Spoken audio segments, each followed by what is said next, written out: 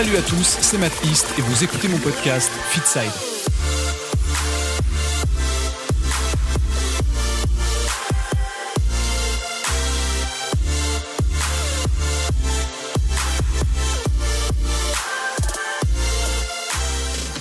Bonjour et bienvenue pour ce premier épisode de Fitside.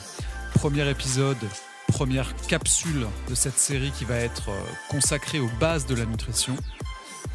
Dans le cas présent, c'est sur la notion de balance calorique qu'on va s'attarder.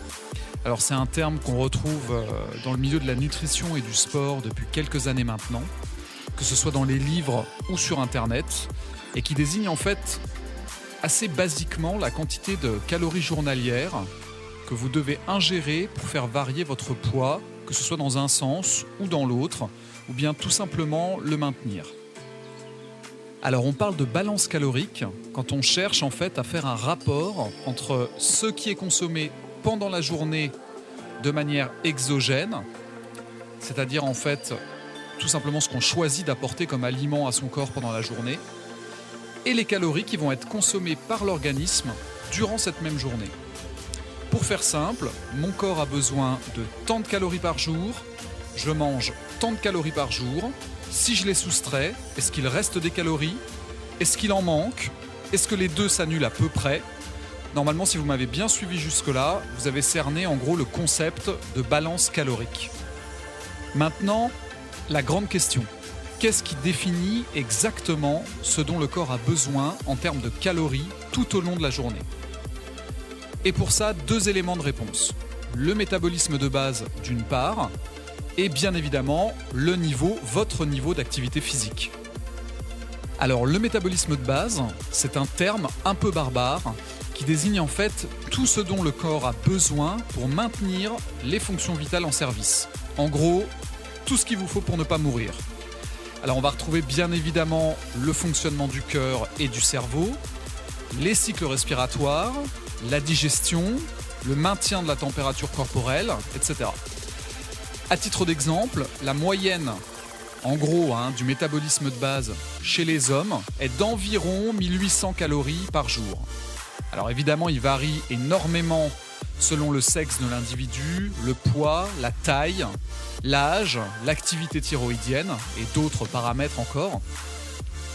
Alors le plus fou en fait avec ce métabolisme de base, c'est de se dire qu'il peut représenter à lui seul jusqu'à 70% de nos besoins journaliers caloriques et que pourtant on n'a quasiment aucun moyen de contrôle sur lui.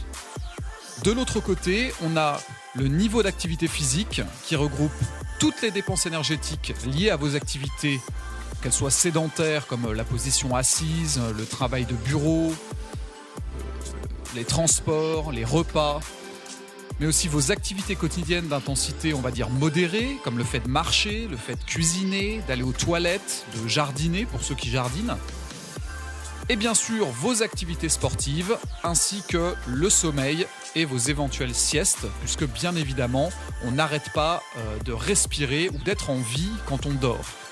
Le corps va donc se servir de ces deux paramètres pour déterminer la quantité totale d'énergie dont il a besoin pendant la journée, quantité qu'on appelle souvent DEJ ou AETQ, qui signifie en fait les mêmes choses. DEJ c'est dépenses énergétiques journalières, AET ou AETQ c'est apport énergétique total quotidien. Tout ça, ça désigne en fait les mêmes choses. Et bien évidemment, c'est à l'aide des différents macronutriments, à savoir les protéines, les lipides et les glucides, que le corps va combler ses besoins. Alors vous noterez que j'exclus volontairement l'alcool, qui même s'il est calorique, constitue ce qu'on appelle une calorie vide, c'est-à-dire dénuée de tout intérêt physiologique. J'entends par là de tout macronutriment ou micronutriment.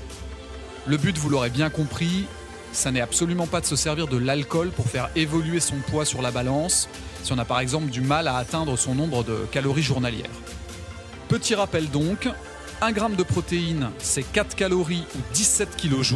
Alors les kilojoules, c'est une unité qu'on aime bien dans le milieu de la nutrition et dans le milieu scientifique de manière plus générale.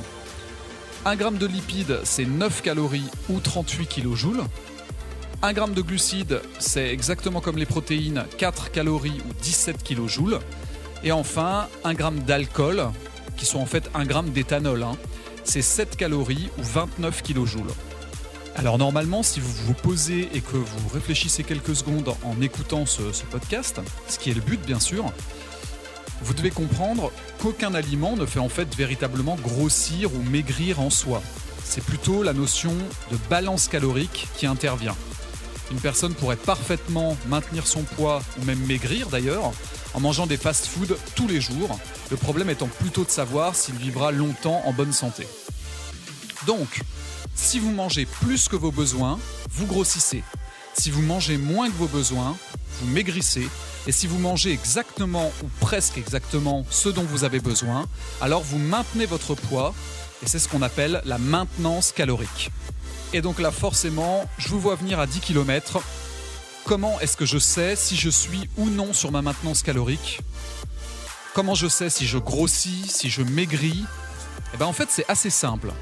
Il va falloir que vous notiez chaque jour ce que vous mangez pendant une semaine, ou même 2 d'ailleurs, dans l'idéal, et que vous observiez ce qui se passe sur la balance. Alors attention par contre, pas plus d'une pesée par semaine, ça servirait à rien, à part vous effrayer.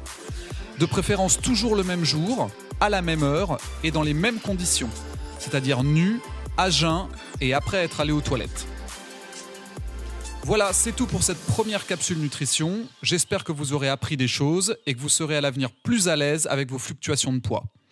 À la semaine prochaine.